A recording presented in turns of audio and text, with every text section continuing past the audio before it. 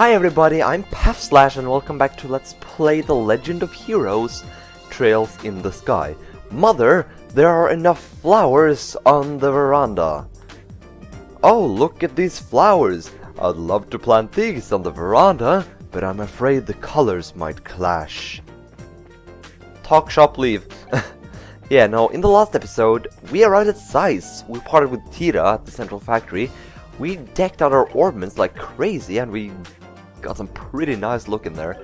And we registered at the guild branch. And we also bought new armor for both Stella and Joshua, which is awesome!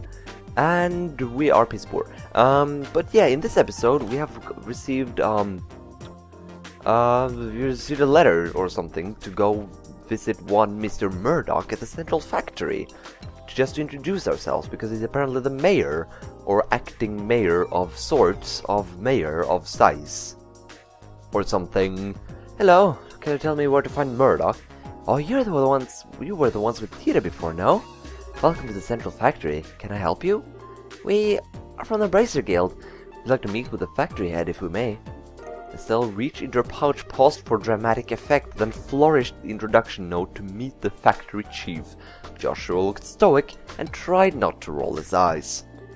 I see. Just a moment, please.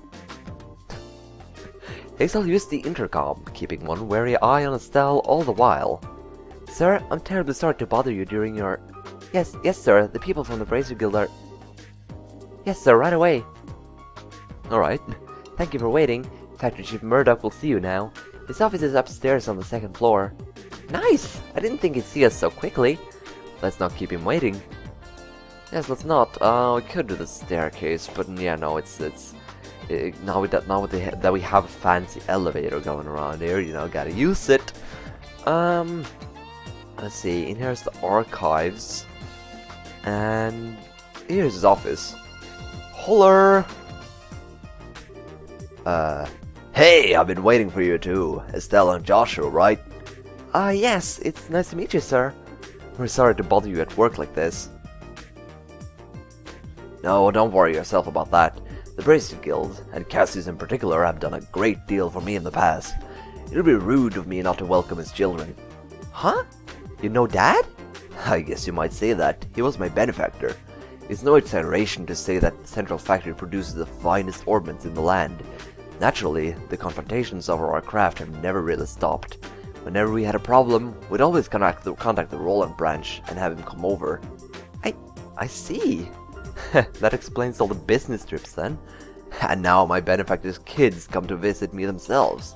So what can I do for you? I'm happy to help. Thank you, sir. It's kind of a long story. Josh and Estelle explained to Murdoch about the events surrounding the mysterious black orbment. I see. Well then, would you mind if I had a look at this orbment? Sure, no problem. Estelle produced the black orbment and handed it to the factory chief. I swear, I learned writing by just playing this game. Now this is certainly an oddity. It's obviously made from modern materials, but the caliber isn't described anywhere. Caliber?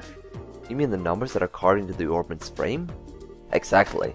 It's almost unheard of for an orbment to be produced without them.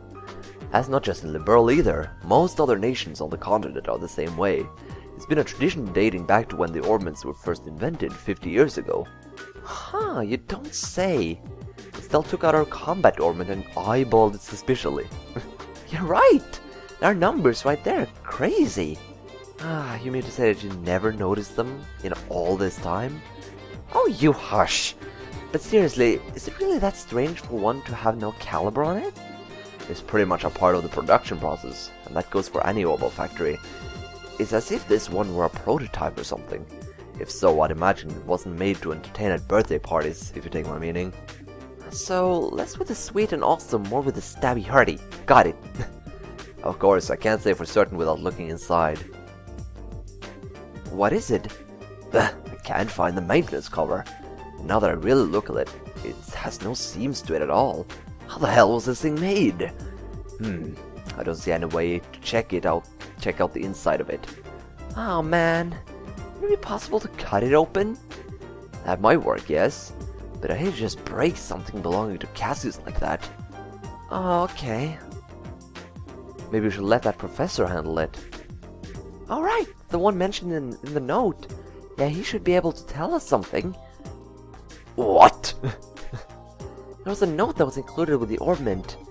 It still showed Murdoch the note that was in the package for Cassius. Please ask Professor R to do an analysis. You wouldn't happen to know who this Professor R is, would you? Well, let me think. From the letter R and the people that Cassius knew, it must be Professor Russell. I thought so. Who's Professor Russell? And wait a second, how do you know this guy? I don't, but I know of him. He's known as the person who brought orbital technology to Liberl in the first place. Hey, you know your stuff. As I'm sure you know, orbments were invented by Professor Epstein, and Professor Russell was one of his disciples. 40 years ago, he brought the orbments and his knowledge back, and that's why Liberl is a technologically advanced nation. You might say that he was the father of the orbital revolution. Wow, now that is impressive. Man, I had no idea that Dad knew anyone like that. Even so, it worries me a little that you'll be letting the old prof handle this orbment. We have no idea what it is really. Huh? Well, how to put this, for good or ill, he's a certified genius. When he gets an idea for a new invention in his head, there's just no telling what he'll do. Much like the time when he was developing the first orbital airship. What's with the far-off look? I guess there's a lot have happened. Sorry. I'm sure that he'll be able to figure this thing out. Go find him and ask about it. It can't hurt. Thanks, Chief. Where should we go to find him? Hold on a moment. Where are you? Murdoch flipped the switch on the intercom. Testing. Good. Actually, I've been looking for you. Sorry to bother you, but can you come here? Alright, I'll be waiting. Wait, did you just call the professor or something? Oh, no. He actually has a private workshop in town. He has all the latest technology at his disposal, so I know he can figure out something about that thing. Wow, he really must be a genius. Wait, then who did you call?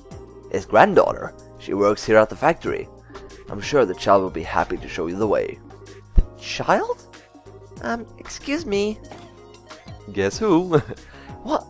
You? Oh, Estelle and Joshua. You mean that you know each other? Yeah, we only just met a little while ago, though. So then, I guess that she's the professor's granddaughter? Exactly. Tita, I've been talking with Estelle and Joshua here. I'd like for you to show them the way to your house. To see Grandpa? Okay, I will. I appreciate it. Ah, yes, if you learn anything new, I'd love it if you came back and told me. As an engineer, I'm extremely curious to know more about this.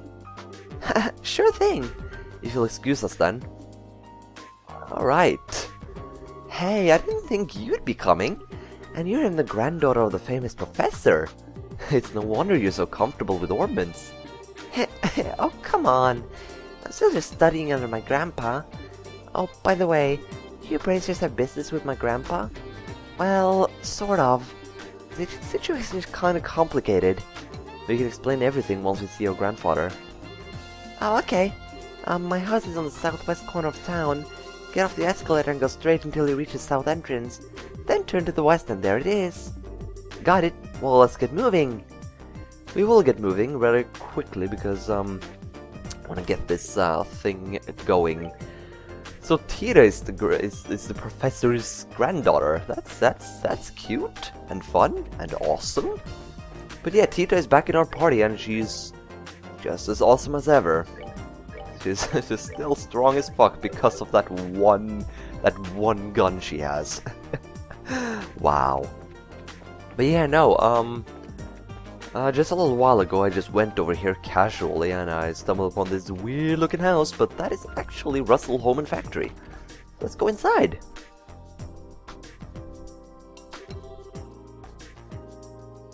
Hey, this is my house.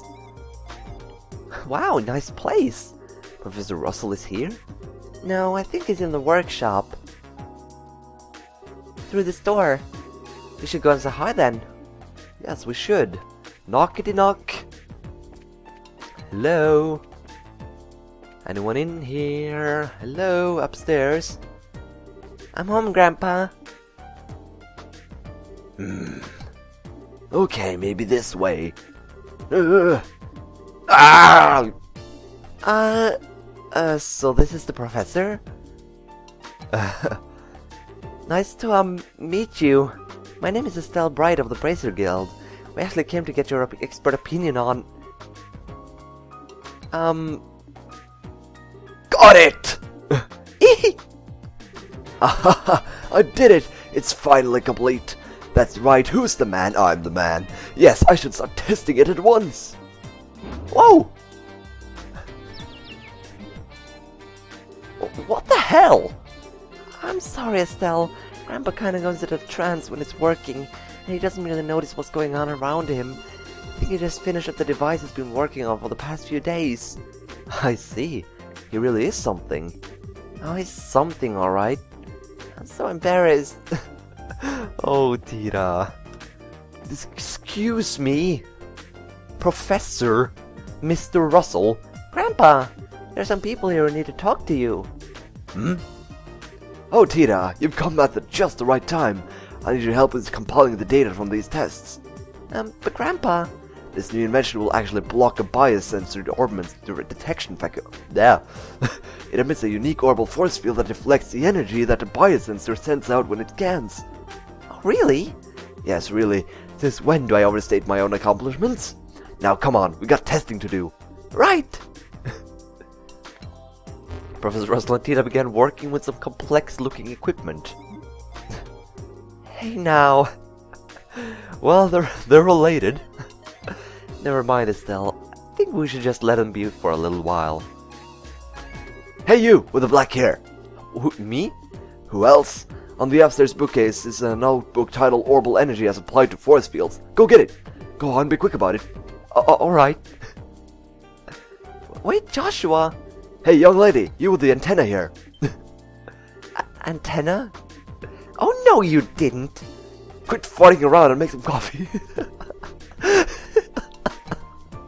I find all of this too funny. Why should I have to make you coffee? I take it black, by the way. I want it clear as mud. You're not even reading a word I say.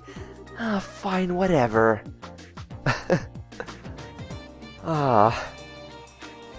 Yeah, perfect. All set, Grandpa. Just as fast as ever. Oh. Where is Estelle and Joshua? Who? Come to think of it, I do vaguely recall a couple of young folks. Murdoch sent along with the same fresh faces, then I assume. Some, not the same. Some. Grandpa. And so, Estelle and Joshua inadvertently wound up as assistants in the experiment. And we will end this episode here because, it's really the most appropriate ending point for a few minutes forward.